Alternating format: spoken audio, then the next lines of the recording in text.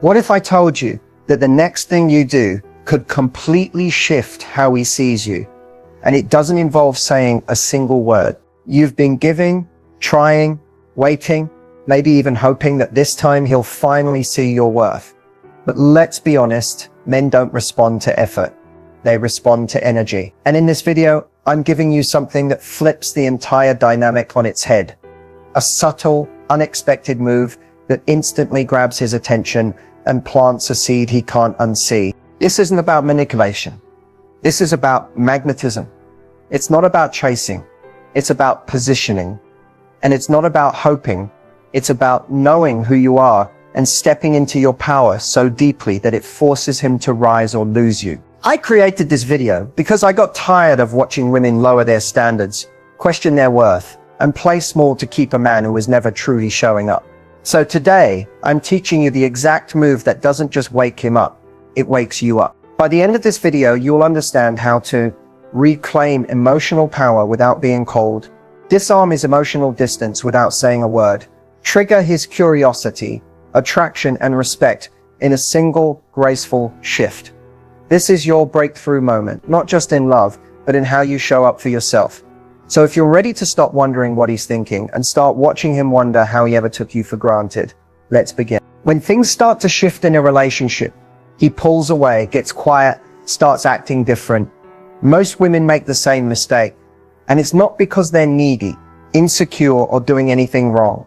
It's because they're human. The biggest mistake women make in relationship dips is trying to fix it. The moment he goes distant, you start analyzing, replaying conversations, wondering what you said, what you did, or what changed. You might reach out more, become extra loving, maybe even try to prove your value, subtly or not.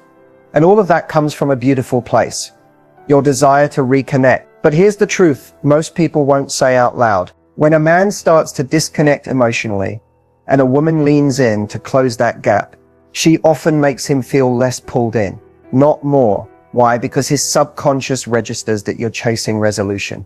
You're chasing closeness. And that shift tells his nervous system she's trying harder than I am. That creates an energetic imbalance. He relaxes. You overfunction. He steps back. You step forward. And suddenly, you're carrying the emotional weight of the entire connection. The heartbreaking part. You're not wrong for wanting clarity, for seeking closeness, for showing you care. But in the moment where your energy turns towards solving the dip, you unknowingly step out of your power. You become the one managing the emotional tone of the relationship, and he becomes the one observing it. What most women don't realize is that pulling back doesn't mean giving up. It means creating space for truth to rise. It means honoring yourself enough to not patch something that might be teaching you a deeper lesson. In this video, I'll show you what to do instead of that default reaction. Because when you stop managing the dip and start mastering your response to it, everything shifts. Not only does he feel the difference, you do too. You stop waiting for his validation and start radiating your value. That's the move that makes you unforgettable. And that's the moment he realizes he can't afford to lose you. Here's the truth. Most women never hear clearly. A man pulling away when things start to feel real is not always about you. In fact, in many cases, it's not even about the relationship itself. It's about his relationship with intimacy. See, when connection deepens, so does vulnerability. And for a lot of men, that shift activates something unexpected, fear. Not fear of you or fear of the relationship, but fear of what it means to be seen fully without a mask. Fear of needing someone, fear of failing someone, fear of losing control. So instead of leaning into that closeness, he pulls back to regain his sense of safety, identity, or freedom. To you, it might feel like confusion, like emotional whiplash. You're thinking, wait, weren't we just getting closer? Weren't things going amazing? And yes, they were. That's what triggered it. Because real connection requires emotional responsibility. It requires showing up consistently. And a man who isn't used to being met at that level, or who still associates love with pressure, obligation, or loss, will retreat just when you're starting to feel most connected. It's important to understand this pattern isn't always conscious. He's not sitting there thinking, let me sabotage this. His nervous system is reacting. And because most men haven't been taught to process their inner emotional world the way women often are, their instinct is to withdraw, disconnect, or distract. But here's the key. When he pulls away, it doesn't mean you need to chase or question your worth.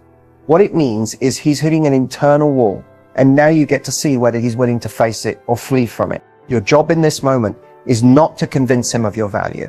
It's to observe how he handles the discomfort of intimacy. Because real love isn't just about attraction. It's about capacity. And if he doesn't have the capacity to stay when things get real, he may not have the capacity to love you the way you need in the long run. So when he pulls away, take note. Don't panic. Watch. Because what he does next says everything about where he truly stands. So here's where everything changes. You've probably heard advice like mirror his energy, don't text first or act unbothered. But the move I'm about to share with you isn't about playing it cool. It's about shifting the entire emotional frequency of the connection in a way that commands his attention and respect on a soul-deep level. The move, you stop making the connection your priority, and you quietly start making yourself your home again. Not in a dramatic, I'm done with him kind of way. Not with ultimatums or emotional outbursts. Just a subtle, confident, internal pivot. You stop reaching, you stop explaining, you stop waiting. You let the silence speak for you. Why is this so powerful? Because up until now, you've likely been sending signals that say this relationship matters to me. I'm invested. I'm willing to keep it going. That's beautiful, but only when it's mutual. When it's not, that energy begins to feel one-sided. And he feels that even if you say all the right things, your vibe says, I need this to work. And that's exactly what makes him relax, or worse, retreat. But when you suddenly stop holding space for him emotionally, when you stop responding immediately, stop checking in, stop showing up in that nurturing, over-available way, you trigger a different part of his brain: curiosity, uncertainty, and presence. Because now the pattern has broken and he feels it. This isn't about punishment. It's not cold. It's deeply feminine.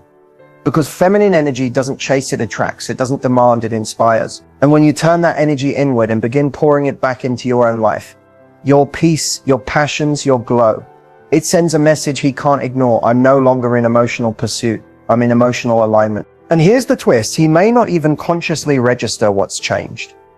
But on an energetic level, he'll start to feel your absence. Not just your physical absence, but your emotional availability slipping away. That's when he starts texting again. That's when he brings up something random, just to reconnect. That's when he starts wondering what you're thinking, what you're feeling, and if you're slipping out of reach. This move works not because it manipulates, but because it reveals. It reveals how invested he truly is. It reveals whether he's willing to step up now that you're no longer filling in the gaps. And most importantly, it reveals you to yourself, because this moment isn't just about getting him to notice. It's about you finally choosing you. You choosing your peace over his potential. You choosing alignment over attachment. And once you do that, everything changes. Let me tell you about someone I worked with. We'll call her Ava. Ava was in one of those almost relationships. You know, the kind, the connection is strong, the chemistry is undeniable, and it feels like it's heading somewhere.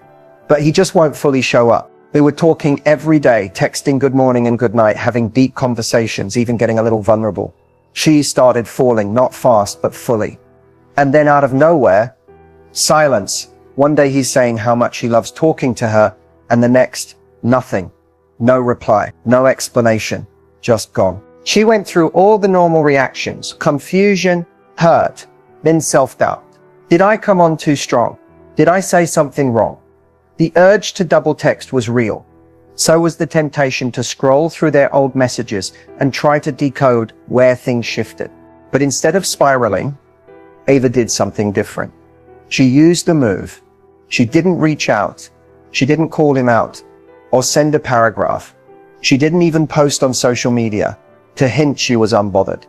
She went quiet, not in bitterness, but in peace. She pivoted. She started putting that energy back into herself, joined a dance class, took a weekend trip with her girlfriends, reorganized her space. She didn't fake moving on. She actually began to, and here's what happened. 10 days later, He texts. He just wanted to check in. How have you been? She left him on read for a day. Not as a strategy, but because she was actually living. When she finally replied, she was warm but breezy. No mention of the ghosting. No emotional heaviness. Just a woman who clearly had a life that didn't pause when he disappeared. That shook him. Within a week, he was trying to get her back, asking to see her, saying how he missed their connection. And for the first time, she wasn't desperate for it. She wasn't sitting by the phone or building castles in her mind. She was grounded, curious, detached in the healthiest way. Eventually, he admitted, I got scared. Things were feeling too real too fast, and I didn't know how to handle it. But when you didn't chase me, it made me realize what I was losing. That's the power of the move. It's not about teaching him a lesson. It's about teaching yourself what you truly deserve. Ava didn't win him back by fighting for his attention. She became the kind of woman whose presence he didn't want to risk losing. Whether your story turns out like Ava's or not, remember, it's not about the ghoster. It's about how you choose to respond to the silence. And sometimes silence is the loudest statement of all. Let's be real. Everything starts with mindset. Not just in relationships, but in how you move through the world.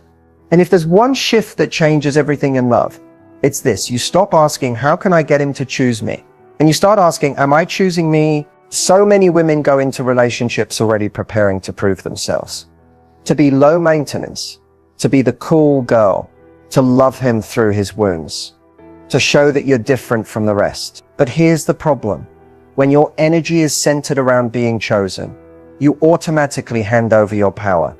You place your worth outside of you, waiting for it to be reflected back in someone else's validation. The shift begins when you realize you were never meant to audition for a role in someone else's life. You are the main character in yours. When you stop operating from a place of needing to earn love and start moving from a place of knowing that love should be mutual, effortless, and reciprocal, you begin to see everything differently.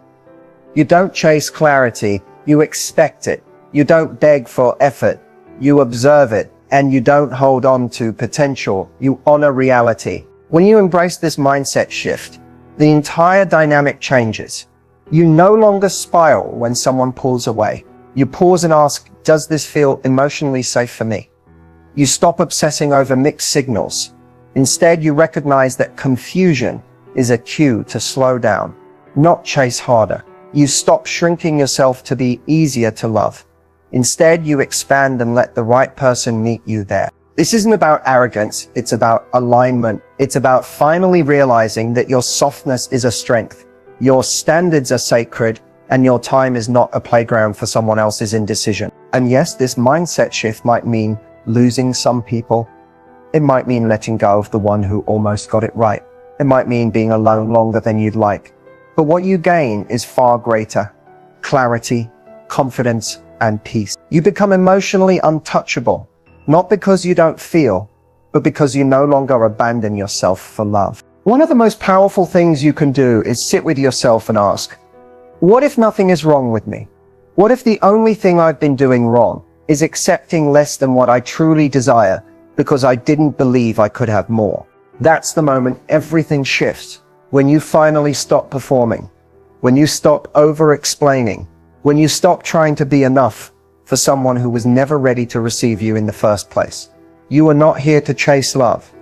You are here to embody it. And when your mindset aligns with that truth, you won't have to ask whether someone sees your value, because your energy will make it undeniable. So he comes back, not with full clarity, not with a grand gesture, but with that vague, almost hesitant energy.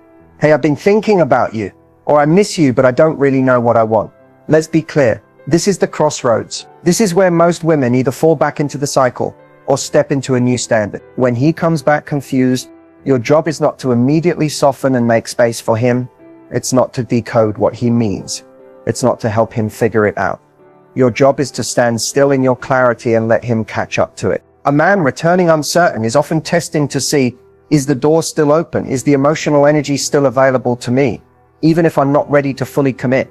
And when you respond with warmth but boundaries, you give him the opportunity to choose with intention, not convenience. You don't have to be harsh. You don't need to play games. You can simply say something like, it's good to hear from you. I've done a lot of growing, and I'm really clear on the kind of connection I want. If you're just feeling unsure or nostalgic, I get it, but I'm not available for something unclear. Simple, calm, direct. That kind of response does two things. It protects your peace. It invites him to rise to your level without pressure. Because here's the truth. If someone is confused about you, they're not ready for you. Love requires emotional presence. And if he's still wavering, unsure, or stuck in his head, then you owe it to yourself to not join him there. The best thing you can do when he comes back confused is to stay rooted in your clarity. Let your energy say, you may not know what you want, but I do. And from that space, real love either steps forward or filters itself out. This is where your growth gets tested. Not when he leaves, not when he comes back, but when you choose to stay in your power, regardless of how he responds. Let's be honest. Part of you might still be hoping that once you pull back, he'll snap out of it. That your shift in energy will trigger his clarity. That he'll chase you, apologize, realize what he lost. And sometimes, yes, that happens. But other times he stays silent, or his response is lukewarm. Or worse, he reacts in a way that makes you question if any of it ever mattered. And that's the moment where you either fold or you rise. Staying in your power isn't about getting a reaction. It's about choosing yourself, even in the silence, even when your ego is craving validation, even when your heart still wants the story to end differently. It's deciding that your peace, your standards, and your emotional safety are not up for negotiation. You don't stay in your power because it's easy. You stay because you've tasted what it's like to abandon yourself, and you refuse to go back. When he doesn't react, or when his reaction is disappointing, that's your clarity. That's the closure. Not because he gave it to you, but because you found it without him. That's real power. Not needing a dramatic ending to finally walk away with dignity. And the wild part, that kind of energy is magnetic. When you stand firm, not bitter, not dramatic, but deeply grounded in your worth, the right people feel it, and the wrong ones, they fall away. Not because you pushed them, but because your alignment no longer allows them in. So whether he regrets it or not, whether he figures it out or stays confused, you've already won. Because staying in your power is never about the result. It's about the message you send to yourself. I will never shrink to be loved again. Now that you've had your breakthrough, the shift, the clarity, the reclaiming of your power, it's time to reinforce it. Because growth doesn't stick unless you anchor it with new habits, new beliefs, and new standards. One breakthrough can change everything, yes, but only if it becomes a way of being, not just a moment of realization. So let's talk about what happens next. Not in theory, but in real practical terms. The first step, create space between your reaction and your response. When emotions hit, you'll feel the urge to reach out, to over-explain, to make it make sense. That's old programming. Now your job is to pause, feel the emotion fully, without acting on it. Ask yourself, is this reaction based on fear or self-trust? If it's fear, wait, breathe, ground, then decide. Second, build rituals that reconnect you to your power daily. It could be journaling for 5 minutes every morning, repeating affirmations that speak to the woman you're becoming, saying no to what drains you, saying yes to what energizes you. Power isn't a mood, it's a muscle. And like any muscle, it strengthens through repetition. Third, stop romanticizing inconsistency. That old part of you might still want to believe that if you just wait long enough, give enough, prove enough, he'll get it. But your new standard doesn't leave room for maybes. The truth is, you don't need to turn a man into the right one. The right one will already be ready. Fourth, upgrade your circle. You're stepping into a new frequency. That means surrounding yourself with voices that reflect the version of you you're becoming, not the one you're healing from. If you're constantly getting advice to just give in time or be patient, and it doesn't align with your values, gently distance yourself. You need people who say, you deserve to be loved loudly, clearly, and now. Fifth, track your wins. Every time you respond differently, write it down. Every time you choose peace over chaos, self-respect over seeking, alignment over anxiety, that's a win. Celebrate it. Proof builds confidence. Confidence builds consistency. Consistency builds a new identity. And finally, hold the standard, even when it's lonely. This is the part no one talks about. Sometimes growth feels isolating. You'll miss the familiarity of old patterns. You'll crave the comfort of being wanted, even if it wasn't real. But the loneliness won't last forever. The right love will meet you in the space you're protecting right now. And when it does, it won't feel confusing. It won't feel like a roller coaster. It will feel like peace. This part of the journey isn't about waiting for someone else to rise. It's about rising for yourself.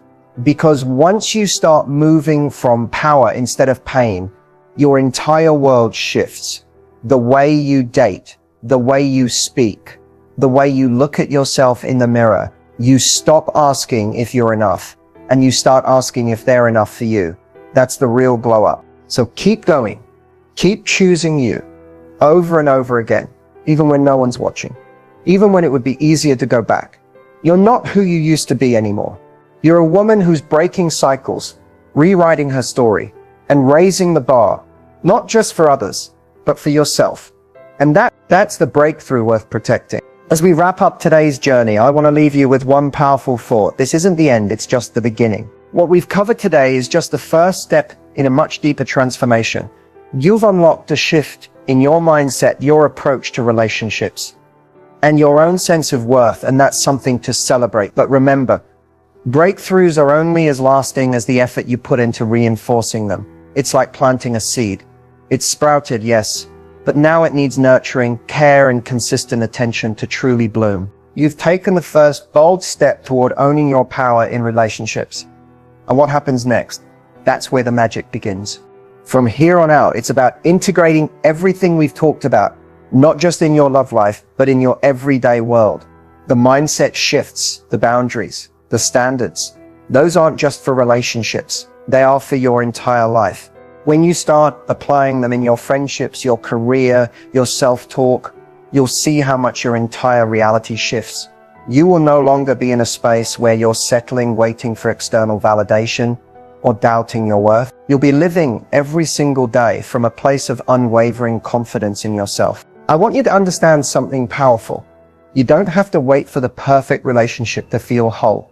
The relationship with yourself is the most important one you'll ever have. So let's commit right now that from this moment forward, every decision you make, whether in dating or in life, is grounded in this one truth. I am enough exactly as I am. Now, what's coming next?